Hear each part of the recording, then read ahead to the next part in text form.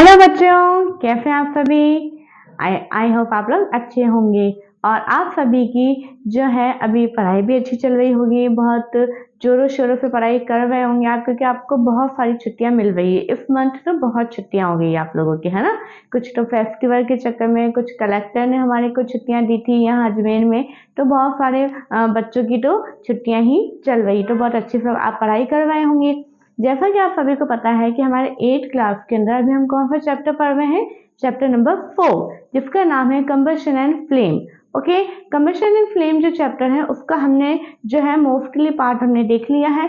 थोड़ा सा जो पार्ट हम बचाया है हमने, वो हम आज इस वीडियो में देखने जा रहे हैं। लेकिन अगर आप इस चैनल को आज पहली बार देख रहे हैं तो मैं उनको ये कहना चाहूंगी कि प्लीज आप पहले के चैप्टर के जो हमारे पार्ट 1 पार्ट 2 है वो आप उन्हें देखिए, तभी आपको ये चैप्टर समझ में आएगा। ओके, और मैं बताना चाहती हूँ कि शिक्षिता 5 पॉइंट हमारी क्लासेस 6, 7, 8 के अभी हाल ही में साइंस सब्जेक्ट के एक एक चैप्टर के पार्ट वाइज वीडियोस आपके सामने लेकर आता है, जिसमें आपको अगर कोई भी डाउट है तो आप प्लीज आप उन्हें देखिए और आप उन्हें समझिए। फिर भी अगर कुछ प्रॉब्लम आती है तो आप हमें कमेंट में लिख के बता सकते हैं, और अगर वीडियो अच्छी भी लगती है तब भी आपको कमेंट में आप लिख के बताइए, ठीक है। तो इसी के साथ हम आज अपना वीडियो स्टार्ट करते हैं हमारा टाइप ऑफ कंबशन के साथ। कंबशन क्या होता है वो सारी चीजें जो है हमने उनको देख लिया था। अब हम देखेंगे टाइप ऑफ कंबशन। तो 3 टाइप्स का कंबशन होता है वो हम देखेंगे। First is rapid combustion. Rapid combustion क्या होता है, the gas burn rapidly and produce heat and light.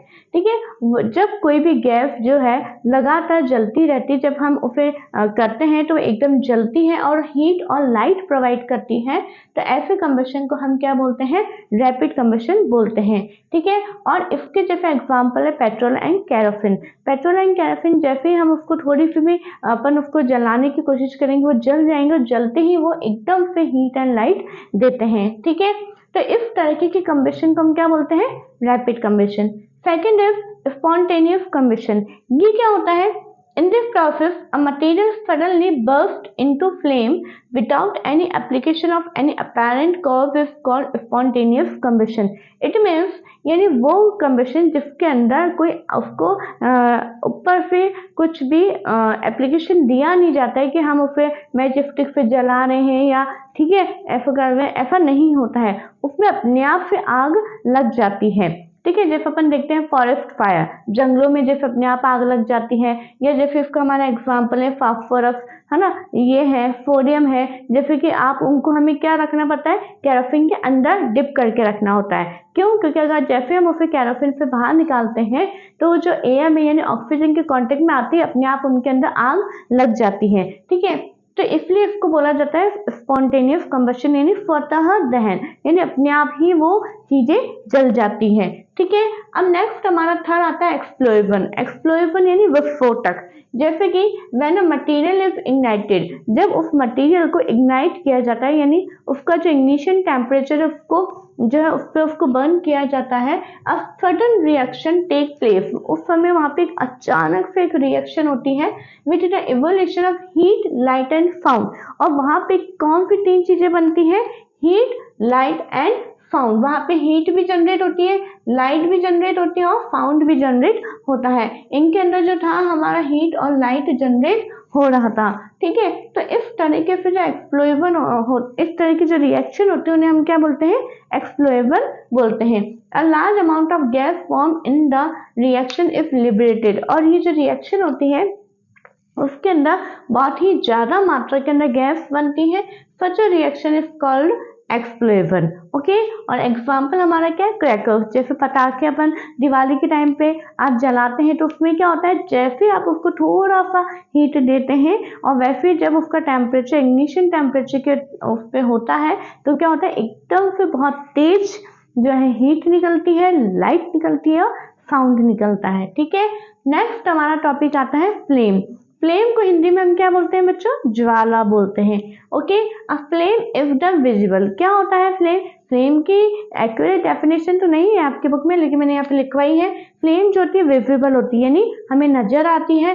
Gases या वेपोराइज्ड पार्ट ऑफ अ फायर। जब हम किसी भी जो कंबस्टिबल मटेरियल होता है उसको जब हम जलाते हैं तो जलाने पे आप देखते हैं उसमें से एक आग निकलती है, ठीक है, हमें एक लौ सी नजर आती है, एक फ्लेम हमें नजर आती है। अभी आप कोयले को बर्न करवें तो कोयले को जलाने पे क्या उसमें से कोई फ्लेम नजर आती है, कुछ हमें चीज नजर आती है कि जैसे हम उसको देख के कह सकते हैं नहीं आग लग गई, है ना, ऐसा नहीं होता है। लेकिन जब आप लकड़ी को जलाते हैं तो लकड़ी को जलाने पे एकदम से उसके अंदर से लौ निकलती है जिसे अपन ज्वाला बोलते हैं और इंग्लिश में अपन उसको फ्लेम बोलते हैं, ठीक है।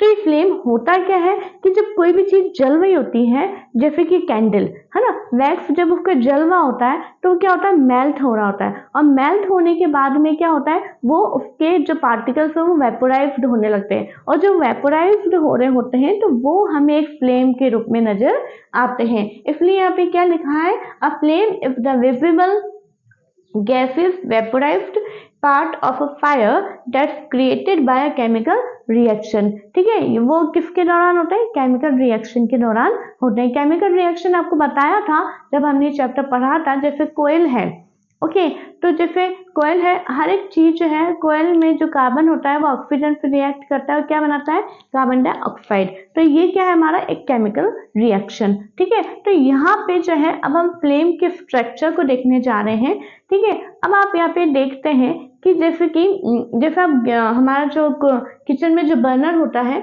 बर्नर की भी जब आप उसको ऑन करते हैं, ठीक है, तो जब गैस उसमें से निकलती है तो हमें कौन से कलर की नजर आती है, ब्लू कलर की नजर आती है, ठीक है।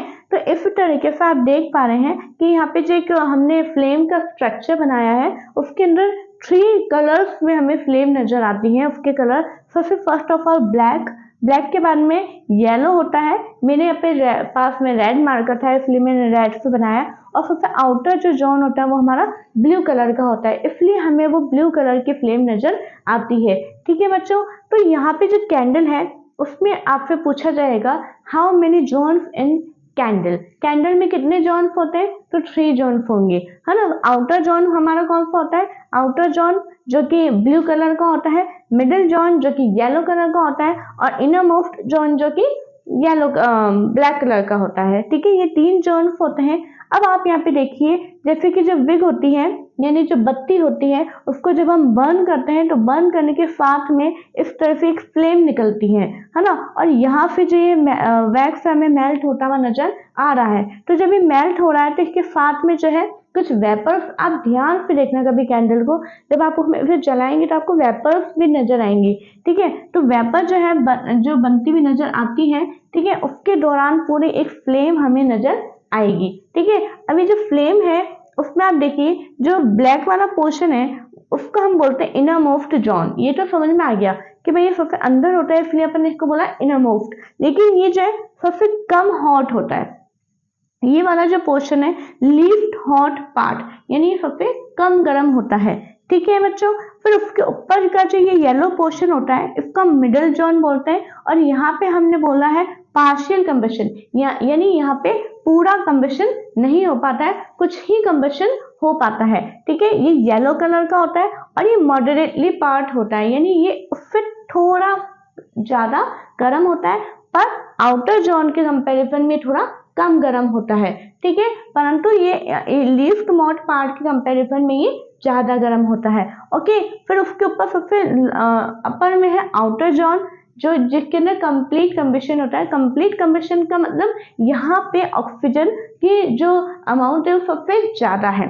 यहाँ पे क्यों ऐसा बोला था, क्योंकि यहाँ पे ऑक्सीजन जो है बहुत ही ना के बराबर है और यहाँ पे जो है ऑक्सीजन बहुत ही कम मात्रा में है, ठीक है। लेकिन यहाँ सबसे ज्यादा है, तो सबसे ज्यादा ऑक्सीजन के प्रेजेंस में जो कंबशन होता है उसको हम बोलते हैं कंप्लीट कंबशन, ठीक है। कंप्लीट कंबशन बोलते हैं और ये ब्लू कलर का फ्लेम बनाता है और ये सबसे ज्यादा हॉटेस्ट पार्ट होता है एक फ्लेम का, ओके बच्चों। तो यहाँ पे आपसे पूछा जा सकता है which is the hottest part of the flame, flame का सबसे हॉटेस्ट पार्ट कौन सा है, आउटर जोन, ठीक है। और मॉडरेटली हॉटेस्ट पार्ट कौन सा है हमारा, जो मिडिल जोन, और जो लीस्ट हॉटेस्ट पार्ट है वो हमारा कौन सा है, इनरमोस्ट जोन, ओके बच्चों। तो ये हमारी कैंडल के स्ट्रक्चर है। इस कैंडल के स्ट्रक्चर को आपको बनाना सीखना है और उसके बिहाफ पे अपन थ्योरी भी लिख सकते हैं, ओके। नेक्स्ट हमारा यहाँ पे आता है कि आप जैसे कि एक टॉपिक है कि आप देखते हैं कि जो गोल्ड स्मिथ होते हैं यानी जो सुनार होते हैं, वो जब भी अपने उसको कुछ काम करना होता है सिल्वर गोल्ड को लेके, तो वो सबसे आउटर मोस्ट जोन पे ही फ्लेम को लेके वो किसी भी चीज को गर्म करते हैं। तो ऐसा क्यों होता है, उसका रीजन यहाँ लिखा है, gold Smith use the outer most zone of a flame to melt gold and silver because it is the hottest part of the flame। क्यों? क्योंकि ये फ्लेम का सबसे ज्यादा गर्म पार्ट होता है and Burns with complete combustion. और यहाँ के द्वारा देखिए यहाँ पे नहीं रखेंगे, वो यहाँ रख के गर्म करते हैं ताकि पूरा कंप्लीट कंबशन हो जाता है। और ऐसा क्यों सबसे ज्यादा हॉटेस्ट पार्ट में, क्यों? क्योंकि जो सिल्वर और जो गोल्ड है उनका जो एमपी होता है वो बहुत ही ज्यादा होता है, इसलिए उनको तेज फ्लेम की जरूरत होती है। ठीक है बच्चों, है ना। जैसे कि आप देखते हैं कभी कुछ चीज को हमें गर्म करना होता है तो हम ऊपर से गर्म करते हैं, एकदम नीचे यहाँ पे विग पे लाके नहीं रखते हैं किसी भी चीज को, है ना। तो इस तरीके से हमने यहाँ पे अभी फ्लेम का ये पूरा हमारा टॉपिक यहाँ पे कंप्लीट होता है। इसमें और भी ज्यादा कुछ नहीं है, मेन तो हमारे कैंडल का स्ट्रक्चर है और how many type of combustion वो है, फ्लेम क्या होता है। ठीक है, गोल्ड स्मिथ का टॉपिक अपने आप में एक इम्पॉर्टेंट है जो कि आपको पता होना चाहिए, वो भी मैंने यहाँ पे स्टार मार्क करके लिख दिया है। ठीक है, अब हमारा केवल एक ही टॉपिक बचता है, वो है हमारा फ्यूल, जो कि हम नेक्स्ट वीडियो के अंदर देखेंगे। ओके बच्चों, तो इसी के साथ में आज हमारा वीडियो यहाँ पे खत्म होता है, कंप्लीट होता है। और जैसा कि मैं फिर कहना चाहूंगी कि प्लीज अगर आपको ये वीडियो अच्छी लगती है, थोड़ा सा भी हेल्पफुल लगता है, तो आप ज़्यादा से ज़्यादा लोगों को शेयर करें, क्योंकि अगर आप शेयर नहीं करेंगे तो ये वीडियो जो मैं इतनी बना रही हूँ उनका कोई भी यूज नहीं होगा। ओके, है ना। तो वीडियो अच्छी लग रही है तो लाइक करें, शेयर करें, सब्सक्राइब करें। Thank you.